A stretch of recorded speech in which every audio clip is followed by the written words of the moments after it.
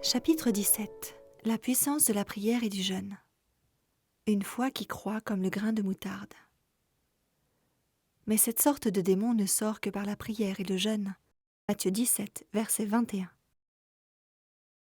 Le Vietnam est un pays à dominante communiste, où ceux qui partagent l'Évangile sont persécutés et harcelés. Cependant, les croyants adventistes sont en train d'y apprendre que ce que l'homme ne peut faire, Dieu le peut, surtout si son peuple s'unit dans le jeûne et la prière. Mon amie Julia Aucaret, directrice des ministères ASAP, m'a récemment fait part d'un témoignage merveilleux. Dans l'une de ces grandes villes, d'environ 4 millions d'habitants, le pasteur et plusieurs membres d'un groupe de maisons avaient à cœur de parler de Dieu aux gens. C'est pour cette raison qu'ils se sont mis à distribuer des DVD portant notamment sur les évangiles.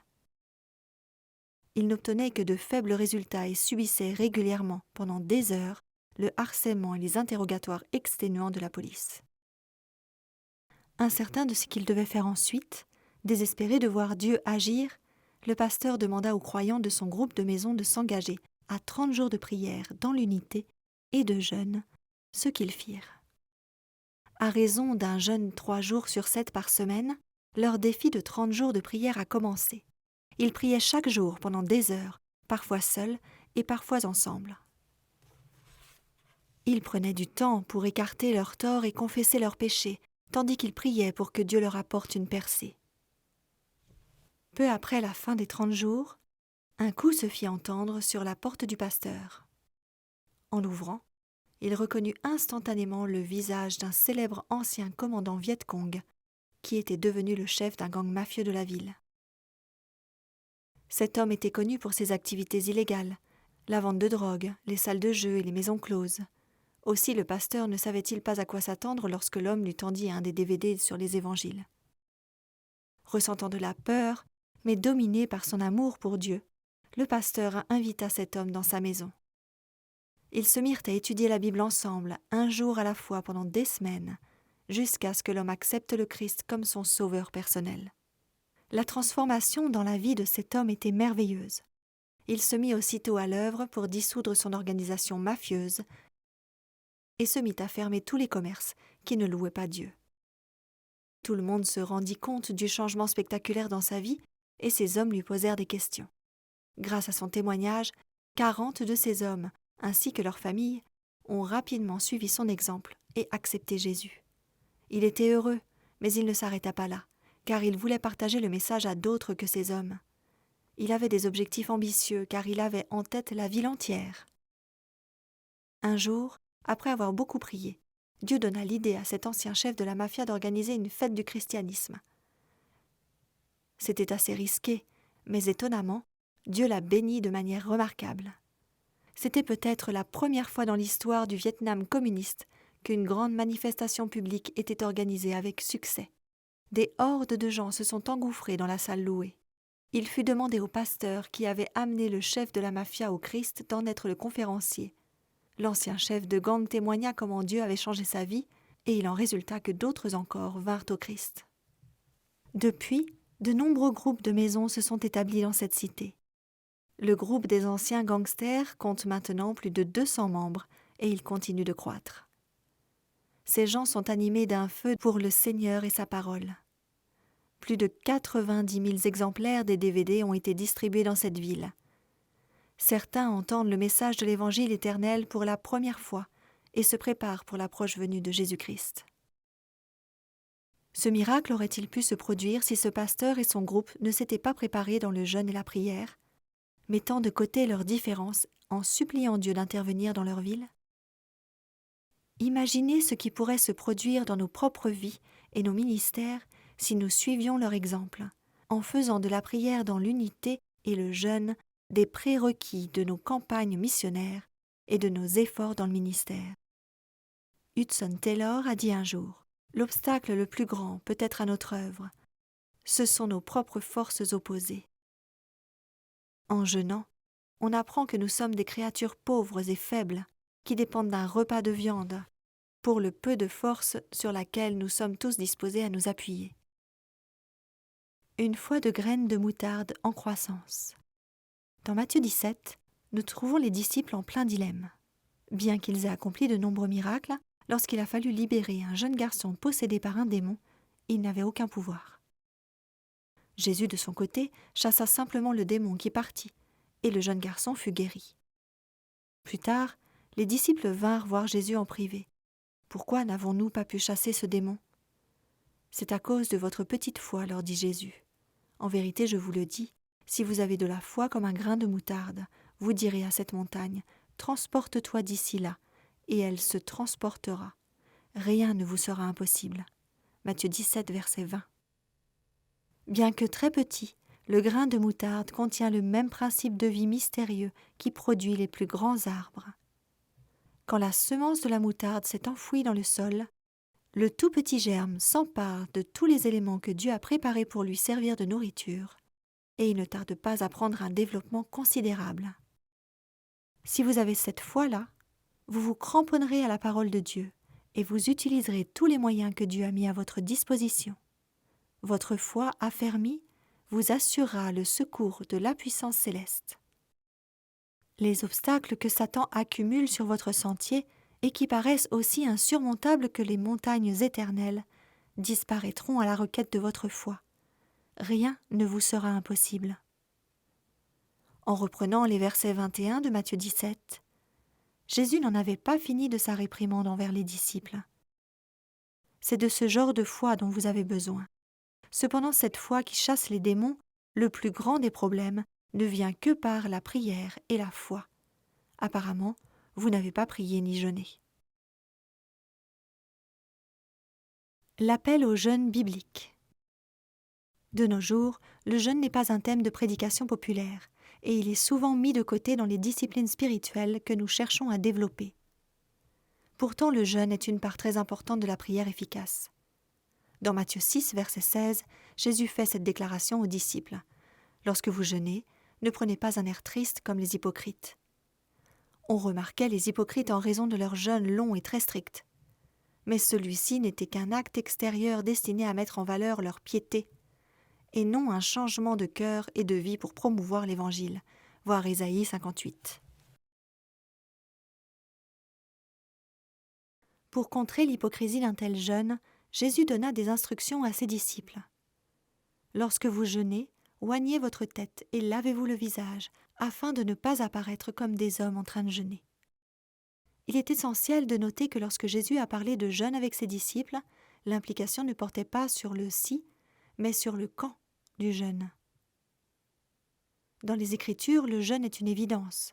Chaque personnage biblique important a jeûné. Aujourd'hui encore, Jésus est en train de jeûner car il a promis qu'il ne mangerait pas du fruit de la vigne tant que nous ne serons pas tous ensemble au ciel. Matthieu 26, verset 29. Le jeûne souffre de méprise. Il ne s'agit pas simplement de s'abstenir de nourriture pendant un temps donné, sinon on appellerait ça faire un régime. Le jeûne n'est pas uniquement destiné à des religieux fanatiques essayant d'entrer dans les bonnes grâces divines. Ce n'est pas non plus réservé aux pasteurs derrière la chaire, ni aux moines vivant seuls dans un monastère. C'est une discipline spirituelle que le chrétien moyen peut expérimenter afin de rechercher à se rapprocher de Dieu et d'obtenir de plus grandes victoires personnelles dans sa vie. Généralement, le jeûne peut prendre diverses formes.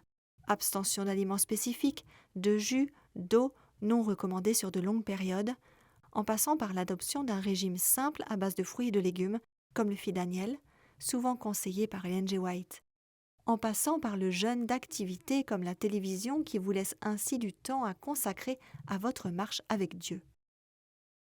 Tout jeûne de ce type devrait toujours être accompagné par un examen approfondi du cœur et la prière. Dans les temps bibliques, le jeûne ne consistait pas seulement par le rejet de la nourriture, mais plutôt par un temps pour examiner son cœur, alors que le demandeur demandait une bénédiction ou la délivrance à Dieu. Il nous faut nous rappeler qu'il n'existe aucun mérite dans le jeûne lui-même, car son objectif consiste à changer nos cœurs et à nous amener à une consécration approfondie envers Dieu. Trop souvent, comme les pharisiens d'alors, nous croyons que la souffrance expérimentée dans le jeûne amène les bénédictions de Dieu. Nous faisons erreur. Faisant référence au type extérieur de jeûne que les pharisiens pratiquaient, le commentateur biblique Albert Baines écrit N'avons-nous pas souvent l'impression, même aujourd'hui, de quelque chose de méritoire dans les désagréments que nous subissons dans nos actes de déni de soi? Cependant, la douleur et les désagréments que nous expérimentons par le jeûne le plus strict qui soit n'ont rien de méritoire aux yeux de Dieu. Ce n'est pas l'objectif de Dieu que ce rendez-vous du jeûne. Ce qu'il veut, c'est la justice, la vérité, la bienveillance, la sainteté. Voir Ésaïe 58, versets 6 et 7. Il estime l'action de jeûner comme n'ayant de la valeur que s'il s'agit d'un moyen de nous amener à réfléchir à nos fautes et à rectifier nos vies.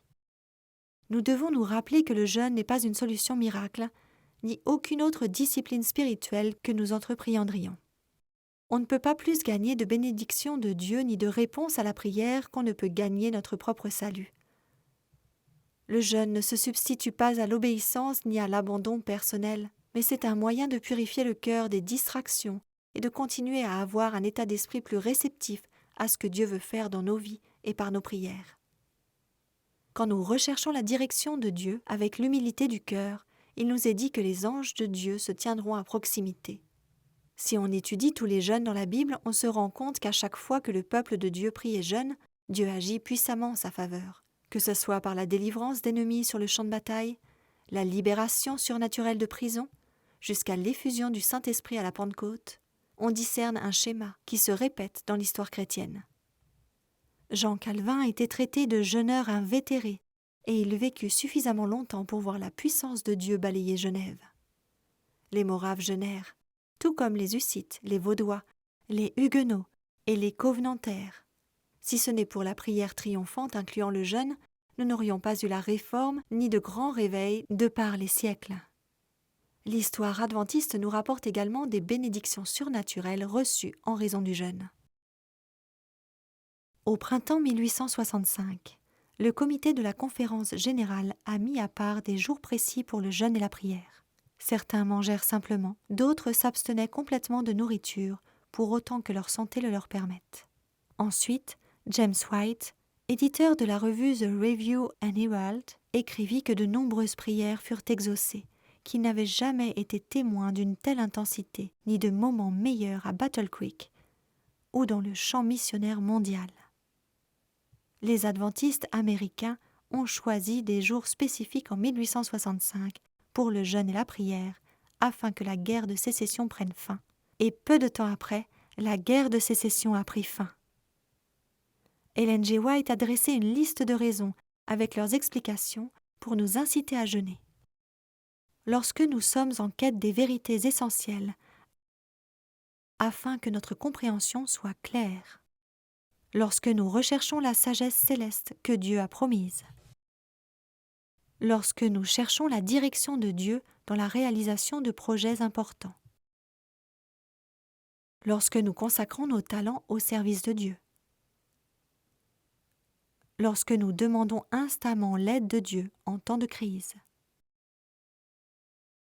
Lorsque nous combattons contre l'oppression démoniaque.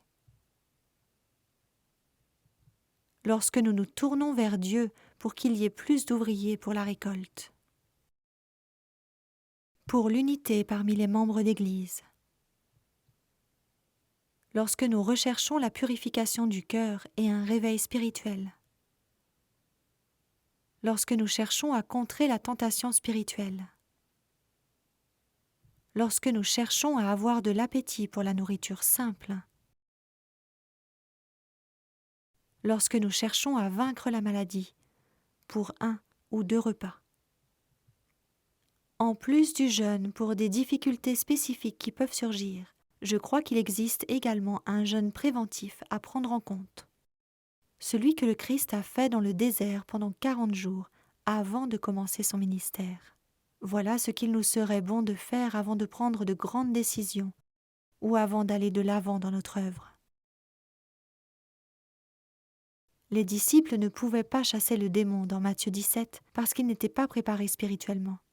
Parfois, lorsque des urgences surviennent, il est trop tard pour commencer à jeûner. Il ne reste plus de temps, l'aide est nécessaire et immédiatement. Si nous n'avons pas déjà pris du temps pour jeûner pour la bénédiction et la force de Dieu, il est probable que nous ne serons pas équipés pour lutter lorsque Dieu aura le plus besoin de nous sur le champ de bataille. La prière et le jeûne devraient aller de pair. La prière est le moyen par lequel nous nous saisissons des choses invisibles de Dieu, tandis que le jeûne est le moyen par lequel nous lâchons prise et chassons les choses visibles dont nous avons tendance à dépendre. Finalement, l'objectif du véritable jeûne se trouve dans l'accomplissement d'Ésaïe 58. Voilà le type de jeûne auquel Dieu nous appelle. Le vrai jeûne ne consiste pas en un service de pure forme. L'Écriture décrit ainsi le jeûne voulu de Dieu. Brise les chaînes injustes, dénoue les liens de tous les jougs. Si tu fais part de ta nourriture à l'affamé, et si tu rassasies l'âme défaillante, ta lumière se lèvera, et la nuit se changera pour toi en clarté de midi. L'esprit et le caractère de l'œuvre du Christ ressortent de ce passage. Toute sa vie a été un sacrifice de sa personne en vue du salut du monde. Que ce soit en jeûnant au désert de la tentation ou en mangeant avec les péagers au festin offert par Matthieu, il donnait sa vie pour la rédemption des âmes perdues. Ce n'est pas dans de vaines lamentations, ni dans l'humiliation physique ou d'innombrables sacrifices que se manifeste le véritable esprit de dévouement, mais dans l'abandon du moi dans un service volontaire pour Dieu et pour l'humanité. Pour plus d'éléments sur le jeûne, je vous recommande le livre The Daniel Fast for Spiritual Breakthrough d'Elmer Towns, disponible uniquement en anglais. À nouveau, souvenez-vous que le jeûne pour une prière plus efficace et une percée spirituelle capitale ne consiste pas à maîtriser une méthode, mais à expérimenter un changement de cœur. Ce n'est qu'en écoutant le Saint-Esprit et en le laissant nous amener vers un abandon plus total que notre jeûne sera réellement efficace. Louer Dieu avant la venue des bénédictions. Il y a 2 étés de cela, la région des montagnes Ozarks, où je vis, a connu l'une des pires sécheresses de son histoire. Pendant des semaines et des mois, nous avons prié pour la pluie, mais apparemment en vain. On aurait dit que tous les arbres allaient mourir et être emportés. C'était une époque assez difficile, surtout pour ma mère et d'autres qui aiment jardiner. Un jour, pendant notre culte familial, Daniel, mon neveu de 8 ans, qui a été adopté, a prié. « Je te remercie, Dieu, de toute la pluie que tu mets en réserve au ciel pour la déverser sur nous. » Sa prière nous a tous fait glousser, mais nous étions d'accord avec lui et avons commencé à louer Dieu pour ce miracle que nous n'avions pas encore vu. 2 jours plus tard, non seulement un énorme orage est venu de nulle part, mais en plus, il a fait demi-tour et est revenu sur notre ferme une seconde fois, déversant presque 10 centimètres d'eau. Il a réellement changé de direction, quelque chose que je n'avais jamais vu de toute ma vie. Nos voisins se sont joints à notre émerveillement en observant ce miracle. Les sceptiques peuvent ne pas être d'accord, mais je crois que Dieu a agi d'une manière aussi spectaculaire ce jour-là en raison de la prière de louange de notre petit Daniel. Je peux imaginer Dieu souriant et disant « Ah, voilà le genre de foi que je recherche, et je ne peux simplement pas résister à cette prière. » Frappons aux fenêtres célestes avec une audace sainte qui ne renoncera pas. Humilions nos cœurs devant Dieu dans le jeûne et la prière. Luttons jusqu'au point du jour en osant lui demander plus. Enfin, louons Dieu avant de voir la bénédiction que nous désirons. Si nous tenons ferme, nous recevrons plus et au-delà de nos demandes. Nous recevrons une pluie de bénédictions.